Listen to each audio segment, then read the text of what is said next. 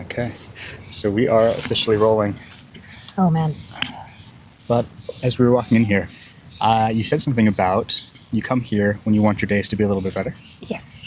I would love for you to describe one of those days for me. What would state you're coming into the park with, what the park does for you, and then how you take something away from it. Those are generally days where I have not gotten out. So there's no meeting a friend, there's no grocery, no errands, nothing. And I work remote. So been shut in, I've been working, or if it's a weekend, I've been cooking and doing laundry and just all the things that I need to merely exist. And I come to the park with very much like a tiredness of sorts, I think. And I don't think I'm expecting the park to do anything for me, but it's been a habit because it's so close to where I live that every time I've done this, I go back feeling not so tired anymore. And one of the times when I was walking around the park, there was just this random person who was like, look, there's a heron with her babies. It's not there right now. Yeah. But I think it's that randomness of a random stranger pulling you from your walk, being like, come here for a minute, look at that. Yeah. And it's just a happier day at that point. You look at the little bird feeding its chicks, and it's just a happier day. That's really cool that some stranger just grabbed you and was like, you need to experience this. This is bringing me so much joy. You need to do this too. And I am glad they did. I'm glad they were like, especially because I know there's a lot of like social etiquette right now around, I have my headphones and don't bother me, which, in all honesty, sometimes I do that. Yeah. But maybe sometimes I want you to talk to me. Maybe I want you to pull me aside if you find like a bird feeding its little babies. It's like, no, tell me. Yeah. I want to know. Yeah. There's like an aliveness that people I think are getting scared of a little bit.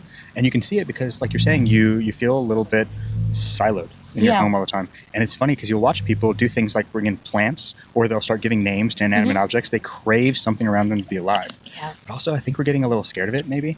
And so there's an apprehension in engaging with it. And uncomfortable.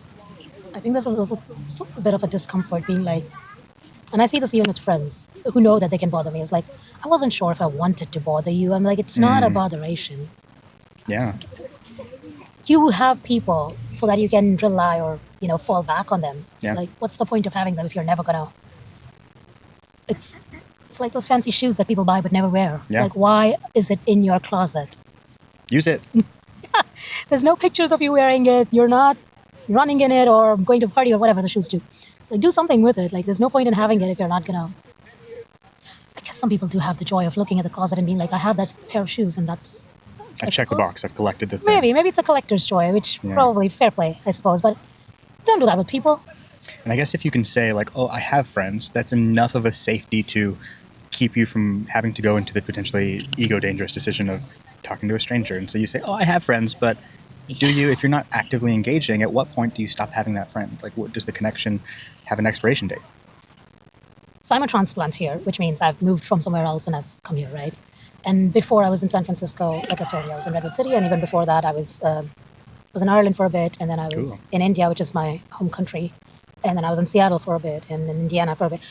Basically, I've been, at least in the last decade, it's been very much like hopping from place to place. What that does to me is there's a wariness around making friends. Even now, it's like I feel the need for a community, and I'm trying to find some folks.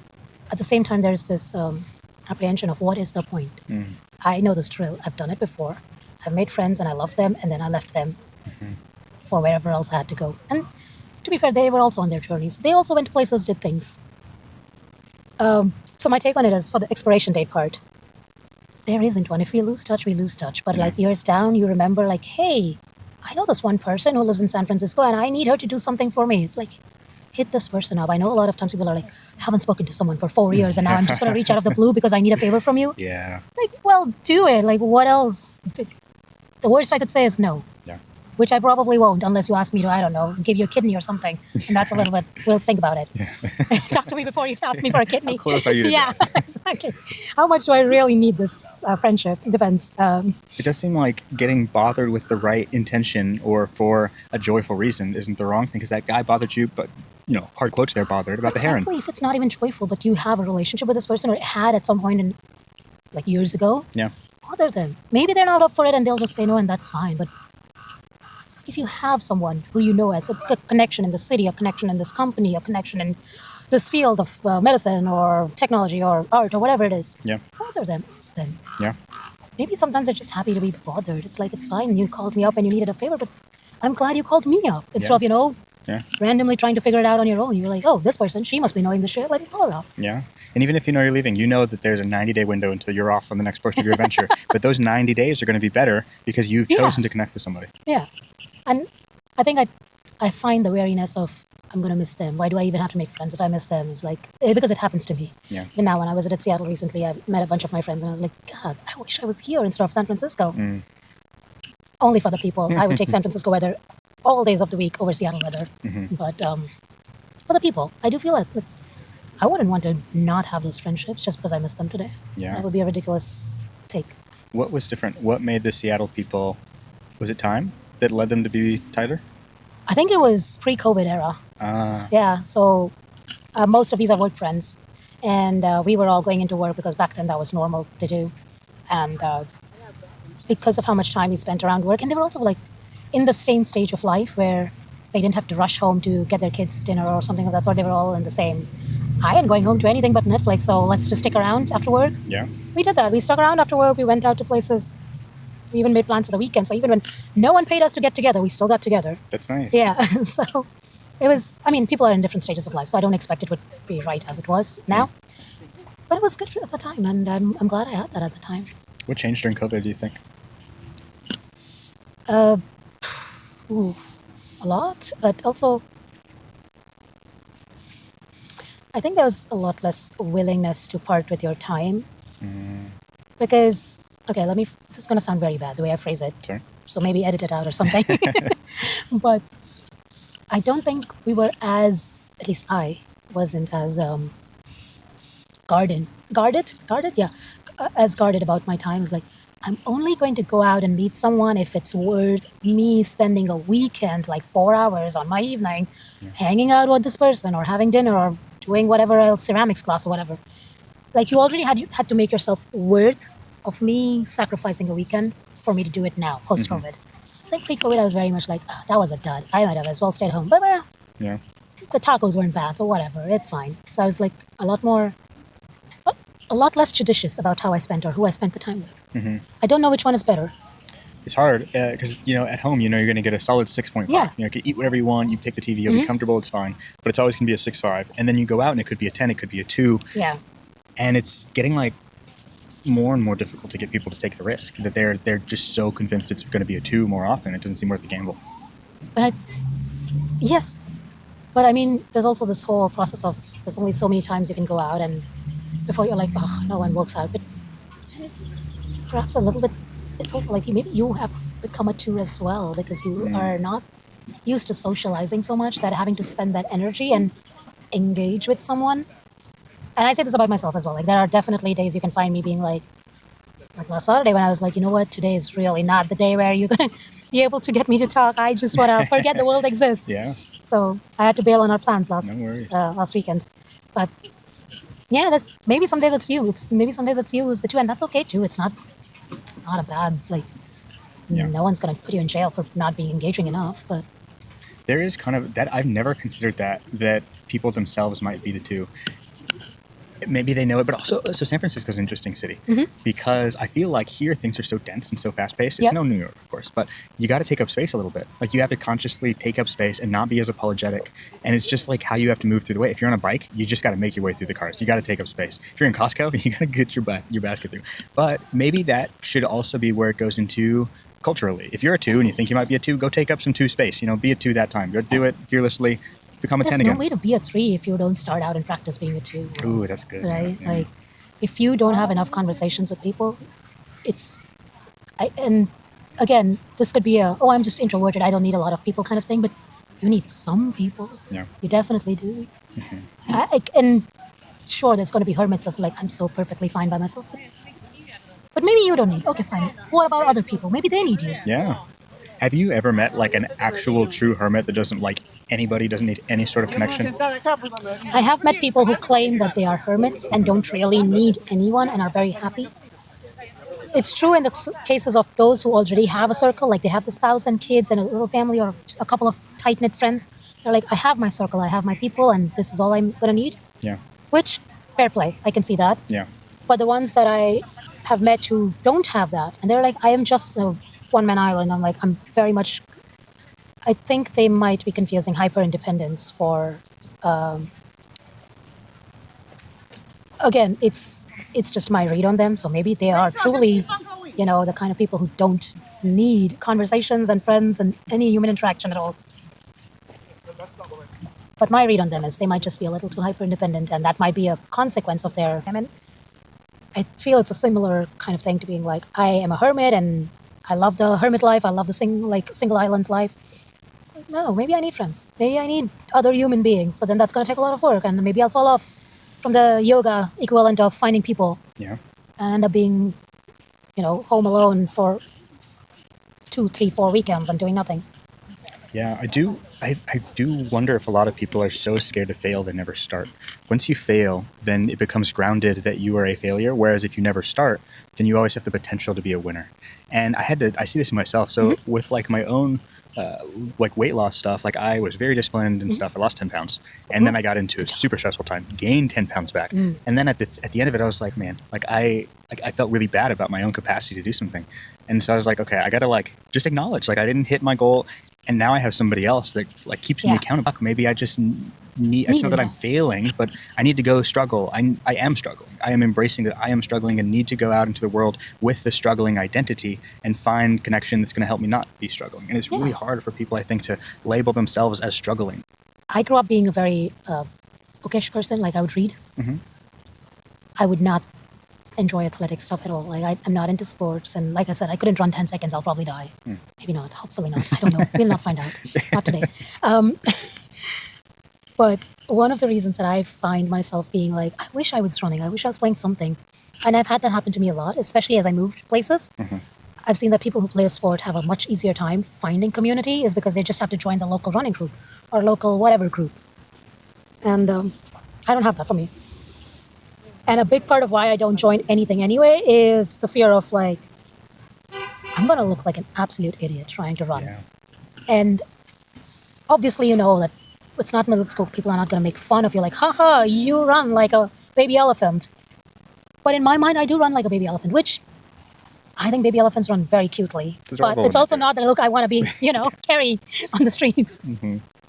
So there's a lot to be said about struggling with the perception as well. And unfortunately, sometimes it's so impactful that if you want to dance in public when other people are there because you're afraid of being perceived by like a dancing baby elephant, let's go with baby elephants. Yeah. We love baby elephants. No hate to elephants. You probably don't even dance at home alone. Yeah. It's because that sort of an inertia sets in. It's I don't want people to see that I can't coordinate my left arm with my left leg or whatever. It's you won't even do it alone at home. Yeah. I find myself doing that even with basic exercises. I'm why do I not? There's no one here. Yeah. But yeah, I am not a good dancer, and I have never danced at home. Now that alone? you say that, I've never, because there's this weird third person view. It's an anonymized. Right, even when there is no other person. It's weird, right? And it makes me feel shame even when there's literally nothing perceiving me.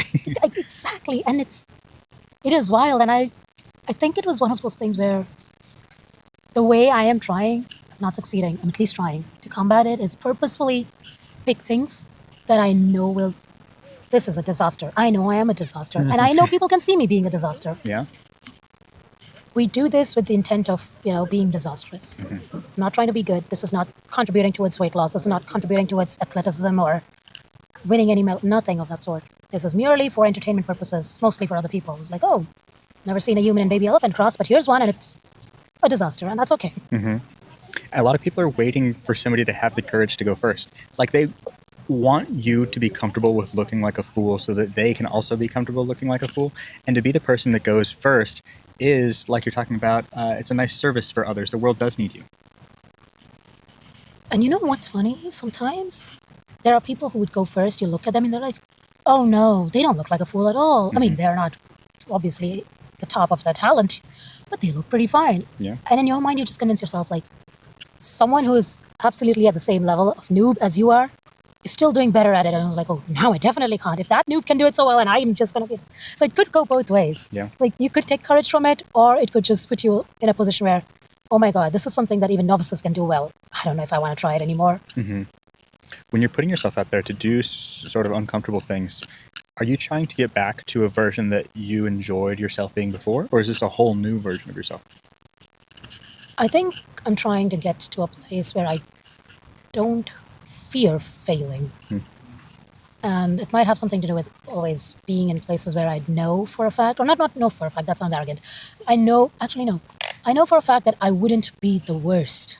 I don't know that I would do good at it, but I know I wouldn't be, the one to be picked last, of sorts. So, but part of me is also like, I'm done. Like, we did that. We did well in exams. We did well in school. We did well in college. We did that. We were always in places where we thought we were comfortable and we'd do well, and we did well. Yeah. Time to not do well anymore. Yeah. Yeah. And if you keep repeating the same pattern of doing well and you're not where you at, or where you want to be, I mean, try something new. Try something weird. Shake it up. Yeah. It has this feeling of, as scared as it makes you feel, just not doing well at something also is very liberating. Like, no one's looking up to me to be like, oh, this person's going to be, win us any medals or something, or make it to rock star level guitar playing or something of that sort. Yeah. It's going to be the worst guitar you ever heard. Your ears are going to bleed. It's going to be fun. Yeah, just go suck. There's something to, like, putting your hand on the stove just to prove that it's not going to kill you. Yeah. Like, it's going to burn you. It's going to suck. But just do it, and then you won't be so scared to go to the kitchen because the stove exists there, It's funny you say that. Kitchen was one of those things where, not for the fear of it, and I think partially, even now, I'm never confident in cooking and hosting for people. Anytime I'm like, someone else is coming over and I have to cook, and I don't do it terribly. Like, I love eating my own food. I am a big fan of my own food, but kitchen's one of those places where I feel the same way. Like, I'm not confident. I could not invite you for dinner and feel like, yeah, I'll serve him a good meal. I mean, I'll try. Yeah. And I just cross all my fingers and hope that he wouldn't hate it. But Has it stopped you from inviting people over? it hasn't stopped me from inviting people over. It has stopped me from cooking for them. It's like, we a have a lot bummer. of pizza. Yeah. Oh, that's a bummer, because I'm yeah. sure that your cooking would be better than pizza. I love it a lot more. Yeah. It makes me very happy to cook for myself. I don't know if I feel confident about. I think it also has to do a little bit with mom being super, super competent. Mom makes amazing food. And anytime she is hosting, so then hosting becomes this thing that's like that level or nothing. Yeah. Like, no, not even trying. This is again one of those things. Not even trying, because I've failed before I even tried. Yeah. Oh, man, that's a bummer, because your mom was doing something awesome and giving you delicious food, but it's on this very strange sort of trail of... It's crazy. I think she would be happy if I cooked and hosted more, but and she's also not very judgy about. My mom is the least picky person. I could serve her pretty much just raw vegetables, and she'll find a way to enjoy them as well. So That's sweet. That's really nice. Do you cook often? I don't. I don't cook, like, ever. Cooking, I guess, is a strong word. So what I do is I take lentils and I make them hot, and then maybe I'll put some hot sauce on them. Okay. And then I'll eat that for like 5 days in a row with some cottage cheese. Do you not get bored? I don't. It's so weird. I can eat the same thing every single day and not get bored. Come on. Tell me about your cooking. I have a bit of a strange relationship with it. I think it's better now. Interesting. But I grew up. So India's hometown, like I told you, right? Yeah. Home country. And I grew up in a culture where the division of labor is, at least division of domestic labor, isn't fair, in my opinion. And women tend to take the overwhelming burden of cooking, cleaning, domestic upkeep. So I grew up associating it with. I think I was one of those people who didn't learn how to boil water as a sign of protest against the patriarchy. Like, me? No, I don't know how to boil water in the kitchen. Yeah. I was like very proud about it, because if anyone's relying on me for their sustenance, well, it was nice knowing you. Yeah. R.I.P. Guess we're both starving. Yeah. I'm not going to do your assigned labor. So as a protest against the system, I was like, you know what? I'm going to not do any sort of like. It was like how when, some girls go through a phase where they hate pink. Yeah. Because pink is too feminine. Yeah. You And don't then be you told grow up what and to you're like, wear. pink is awesome. Yeah. Yeah. So it's like that was my I hate pink phase, which is basically I'm not going to do anything in kitchen phase. And I didn't. Until I left home and I had to go to college by myself. No mom there, so I had to figure out a way to eat for myself without eating takeout all the day. And I'm like, damn, I don't think I like outside food so much. So I had to learn how to cook, and I did. A lot of it was trial and error, and I wasn't that good at the beginning, but also it's not rocket science. Was there any residual guilt at having to do it, having to put on the proverbial pink?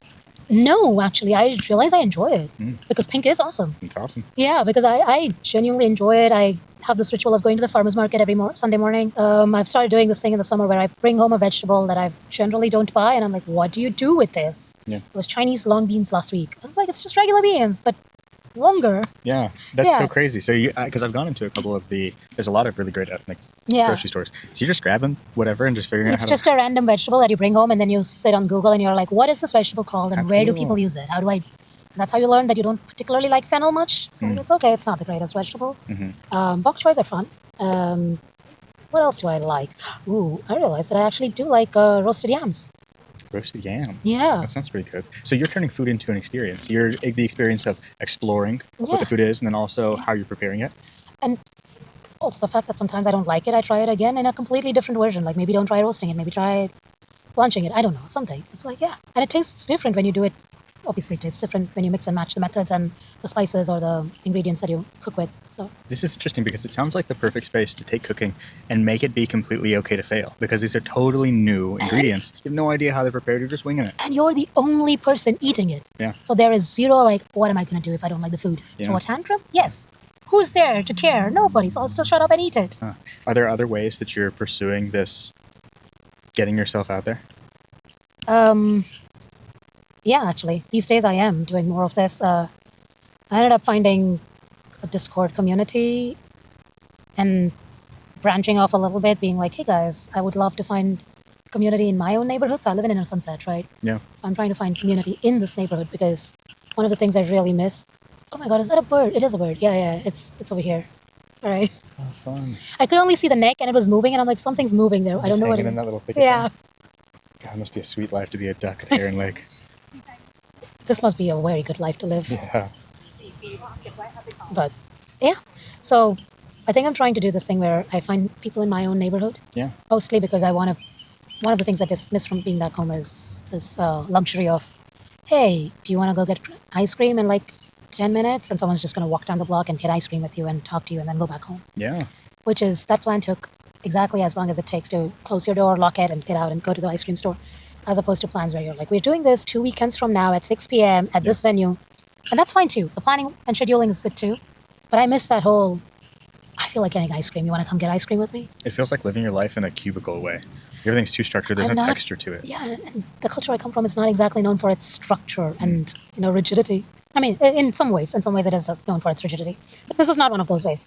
Punctuality and timing and scheduling is not one of the ways that we're known for our structure. So I miss that. And that's why I'm trying to find a community around here where I live, being like, I just need you to be in the neighborhood so that we can hang out impromptu-ish, or at least, Yeah. Sometimes. have someone. That's one thing. And it's risking failure because I understand wanting to have friends, but I also understand the wariness that comes with having to go through the process of making a friend. Mm-hmm.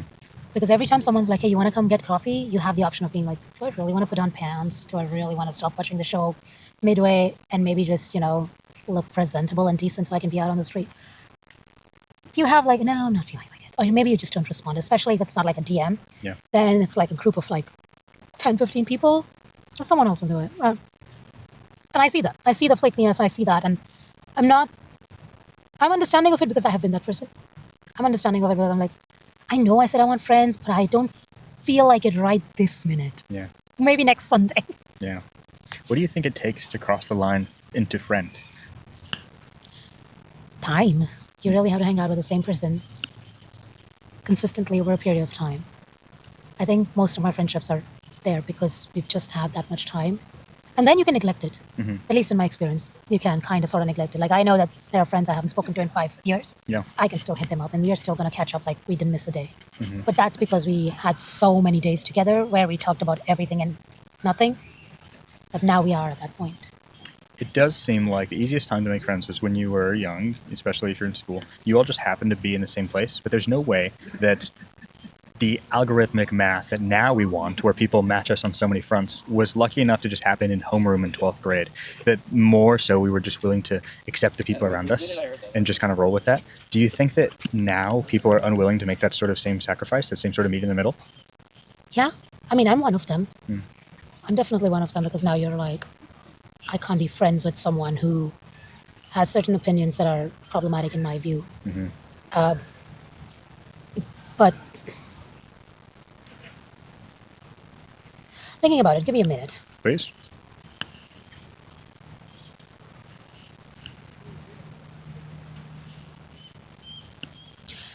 Actually, you know what? I'll take that back. Even back then, we just had options to pick and choose from. Because the school typically had, like, say, 40 people in That's the a good class. point, yeah. I was not friends with all 40 of them. I definitely knew that some of them, I don't like you. I'm only sitting in this class with you because, well, it's school. What am I going to do? I'm not going to go meet you outside of the space, but here I'm just with you. Yeah. Similarly, if you were working 5 days, there's some people who's like, I'm only working with you because we both get paid to be here. But I'm not hanging out with you and no one's paying me to hang out with you. Yeah. So we had a bunch of options. But in 40 people, the odds of you finding 4 people who are more or less similar-ish is not too bad. Even now, you can randomly pick 40 people from this park. Yeah. And the odds of us finding 4 people we would want to get dinner with is... That's a really good point, yeah. Yeah. Do you think then what we're missing is just a reason to be around a lot of people Pretty consistently? much. Pretty much. That's kind of a bummer because it seems really simple. I think we are missing the reason to be around people. And even when we have opportunities to be around people, there is definitely a lot more, like, hesitation around coming across as someone who's either creepy or needy or clingy. It's like, do I just randomly want to burst in and talk to this group of friends that are already clearly friends among themselves? Yeah. That's hard. Or do I want to also talk to that other person who clearly doesn't know, but is maybe they're just understanding that it's because they're a big believer in personal space and I don't want to be an intruder. Yeah. So there's a lot of hesitation. I don't think I would have hesitated a lot before just walking onto a random group of people and being like, At some point, you would have had some sort of forced interaction. Yeah. At least sitting by them or working on a project together or on the same gym team or something. There would have been some way to get a view of their personality. yeah, where you can make a decision of, do I want to hang out with you afterwards outside of this? Yeah, or slowly let it graduate up to, oh, we talked once and now we talked twice and now we're friends. Yeah. I can't think of a way to make that organically happen unless it's something structured and regular. And this is probably where sports teams are so nice, is because it's you just go in and you just follow the rules. You show up, you follow the rules.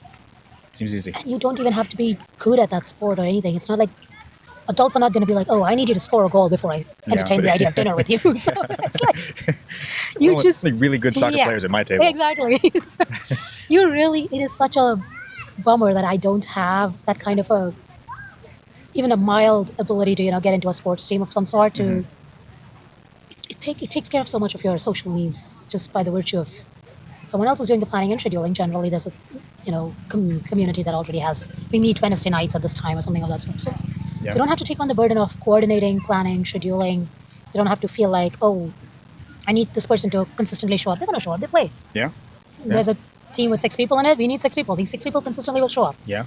So I think San Francisco's nice too because there's a lot of non-sport things that people are really regular about. 2 nights ago, I tried to go to a mahjong night. I never played mahjong, but there was so much interest that I got waitlisted and couldn't even go inside. And so it's like a non-athletic, but it's super accessible. You just go in, you play the game. It was a room full of 90 people, and they just showed up and they regularly just play mahjong. And man, that is something that happens a lot in this city that I love. Yeah, I think I'm trying to find similar things. It's just, actually, that is pretty much what we want. Like, I like the idea. Mahjong solves it all. It does. It does. And I like San Francisco because it's also accessible in that way. Yeah. Like, people would want to come out. There's definitely places where people are like, I just have to have a quiet dinner. And even here, there is that. But I like the idea that people would be okay to spend their, instead of being too judicious about, do I really want to spend a Saturday evening playing with a bunch of strangers? Yeah. It's nice sometimes because there is a Were you any good at mahjong? I didn't even get to play. There was so much interest. I didn't even get to go. Damn. But it's nice. There's a little bit of pressure where people feel like if they step on a treadmill of participation, they'll have to keep running the treadmill. If they say they're going to go to the softball tournament one time, then they have to keep showing up. But having something that's open enough to where you can come if you want, you don't have to go every time. But if you do go, you're going to see at least 10 of the same faces. Yeah. That's phenomenal. It's really hard to facilitate, and we need people who are willing to facilitate. I think a little bit is also, with the school and work environment, you had to be there. Yeah.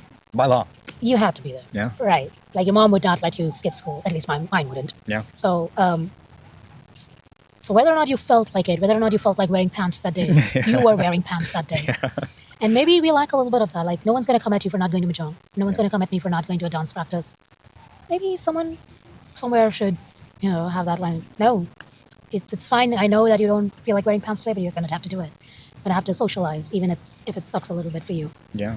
So if we were going to design an event, that just the infrastructure of it. So regular timing, it seems like.